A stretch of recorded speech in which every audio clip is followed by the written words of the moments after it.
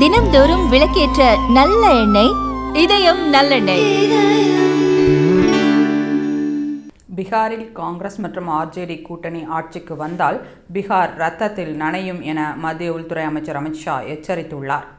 கூட்டம் ஒன்றில் பேசிய அவர், பீகாரில் 2வது கட்ட வாக்குப்பதிவு நடைபெறுகிறது. ஏற்கனவே நடைபெற்ற முதல் கட்ட தேர்தலில் மக்கள் தங்களது முடிவை தெளிவாக வெளிப்படுத்திவிட்டனர்.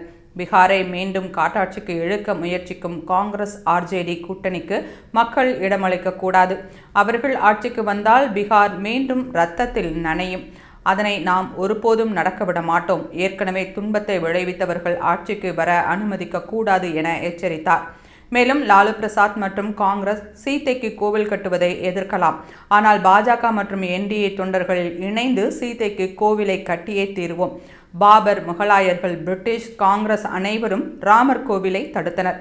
ஆனால் 2019 பிரதமர் மோடியின் தலைமையில் அந்த கனவு நனவானது. 2024 கும்பாபிஷேகமும் நடந்தது என தெரிவித்தார். அத்துடன் பெண் தொழில் முனைவோர் குழுவான ஜீவிகா தீதி உறுப்பினர்களின் வங்கிக் கணக்குகளில் 10,000 ரூபாய் வீதம் டெபாசிட் செய்ய பிரதமர் மோடியும் முதல்வர் நிதிஷ்குமாரும் முடிவு செய்துள்ளனர். ஆனால் லாலு பிரசாத் அதை நிறுத்துவேன் என்கிறார். அவரும் அவரது குடும்பத்தின் 3 தலைமுறையும் கூட அந்த பணத்தை தொட முடியாது என திட்டவட்டமாக தெரிவித்துள்ளார். மேலும் நக்சலைட்கள் ஒரு காலத்தில் கயா, அவுரங்காபாத், ஜம்முய் பகுதிகளை ஆதிக்கம் செய்து வந்தனர். தற்போது பாஜக ஆட்சியில் அந்த நிலைகள் மாறிவிட்டன. பீகார் பாதுகாப்பாகவும் முன்னேற்ற பாதையில் பயணிக்கவும் நாங்கள் உறுதி செய்கிறோம் என அமித் ஷா உறுதியளித்தார்.